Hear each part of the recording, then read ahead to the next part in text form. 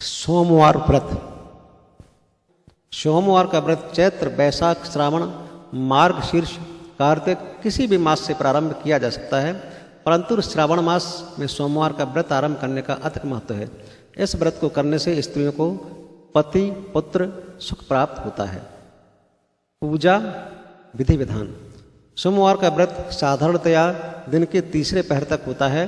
व्रत में फलाहार या पारायण का कोई खास नियम नहीं है, किंतु यह आवश्यक है कि दिन रात में केवल एक समय भोजन करें। सोमवार के व्रत में शिवजी व पार्वती का पूजन करना चाहिए।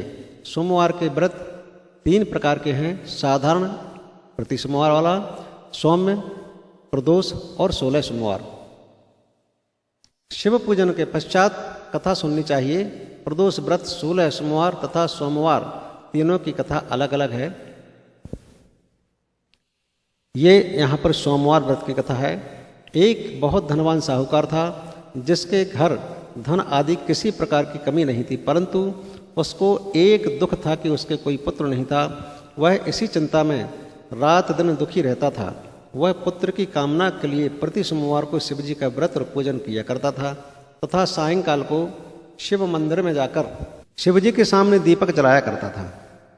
उसके इस भक्ति भाव को देखकर एक समय श्री पार्वती जी ने शिवजी महाराज से कहा, महाराज, यह साहूकार आपका अनन्य भक्त है और सदैव आपका व्रत और पूजन बड़ी श्रद्धा से करता है। इसकी मनोकामना पूर्ण करनी चाहिए। शिवजी ने कहा, हे पार्वती, यह संसार कर्म क्षेत्र है। जैसे किसान खेत में जैसा बीज बोता है वैसा ही फल काटता है, उसी तरह इस संसार में प्राणी जैसा कर्म करते हैं वैसा ही फल भोगते हैं। पार्वती जी ने अत्यंत आग्रह से कहा, महाराज, जब यह आपका अनन्य भक्त है और इसको अगर किसी प्रकार का दुख है तो उसको अवश्य दूर करना चाहिए, क्योंकि आप सदैव अपने भक्तों पर दयालु होते हैं और उनके दुखों को दूर करते हैं। यदि आप ऐसा नहीं करेंगे तो मनुष्य आपकी सेवा तथा व्रत क्यों करेंगे? पार्वती जी का ऐसा आग्रह देख शिवजी महाराज कहने लगे, हे पार्वती, इसके कोई पुत्र नहीं है, इसी चिंता में यह अति दुखी रहता है।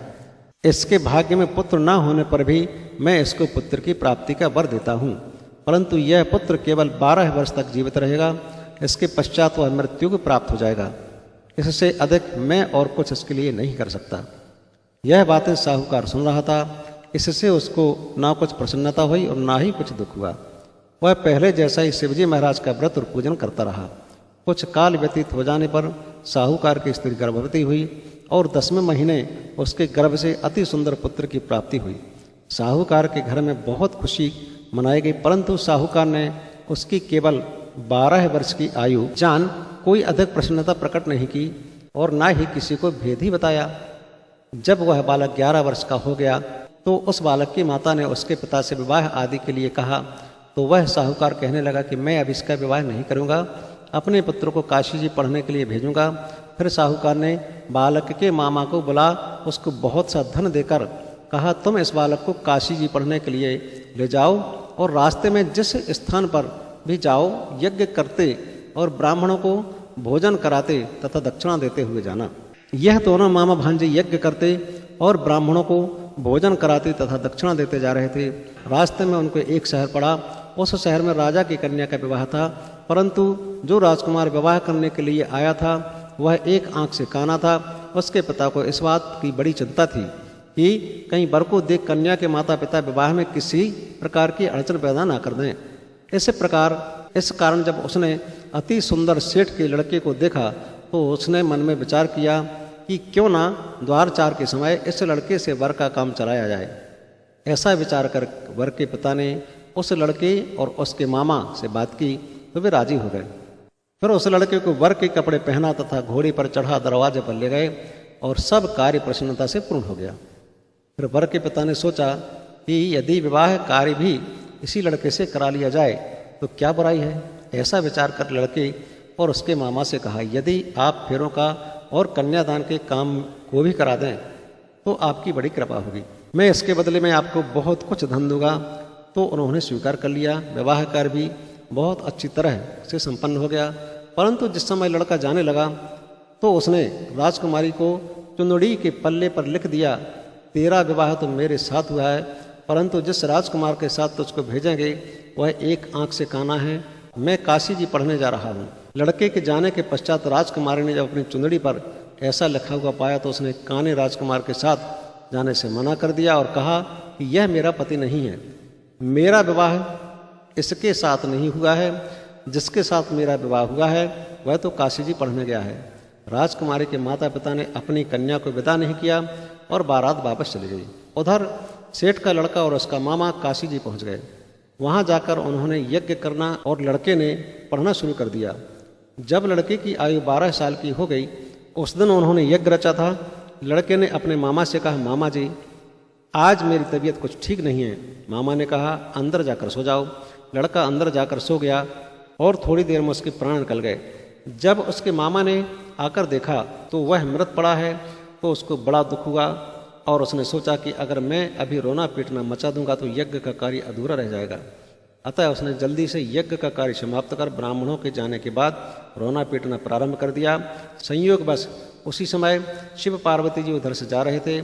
जब उन्होंने जोर जोर से रोने की आवाज़ सुनी तो पार्वती जी कहने लगे, महाराज कोई दुखिया रो रहा है, इसके कष्ट दूर कीजिए। जब शिव पार्वती जी ने पास जाकर देखा तो वहाँ एक लड़का मृत पड़ा था। पार्वती जी कहने लगीं, महाराज यह तो उसी सेठ का लड़का है जो आपके वरदान से हुआ था। शिवजी कहने लगे, हे पार्वती इसकी आयु इतनी थी सो यह भोग चका। तब पार्वती जी ने कहा, हे महाराज इस बालक को और आयु दो, नहीं तो इसके माता पिता तड़प तड़प कर मर जाएंगे। पार्वती जी के बार बार आग्रह करने पर शिव जी ने उसको जीवन वरदान दिया और शिव जी महाराज की कृपा से लड़का जीवित हो गया। शिव पार्वती कैलाश चले गए।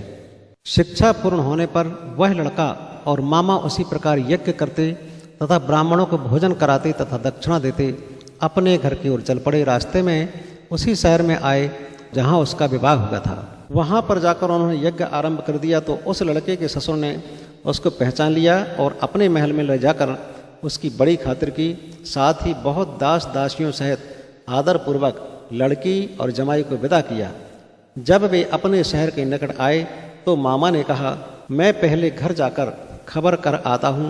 जब इस लड़के का मामा घर पहुँचा तो लड़के के माता पिता घर की छत पर बैठे थे और उन्होंने यह प्रण कर रखा था कि यदि हमारा पुत्र सकुशल लौट आया तो हम राजी खुशी नीचे आ जाएंगे, नहीं तो छत से गिरकर अपने प्राण दे देंगे। इतने में उस लड़के के मामा ने आकर यह समाचार दिया कि आपका पुत्र आ गया है तो उनको विश्वास नहीं आया। उसके मामा ने शपथ पूर्वक कहा कि आपका पुत्र अपनी पत्नी के साथ बहुत सारा धन लेकर आया है। तो सेठ ने आनंद के साथ उसका स्वागत किया और सब बड़ी प्रसन्नता के साथ रहने लगे। इसी जो कोई भी सोमवार के व्रत को धारण करता है अथवा इस कथा को पढ़ता और सुनता है उसकी समस्त मनोकामनाएं पूर्ण होती हैं तथा इस लोक में सुख भोग कर अंत में सदाशिव के लोक को प्राप्त होता है। बोलिए शंकर भगवान की जय।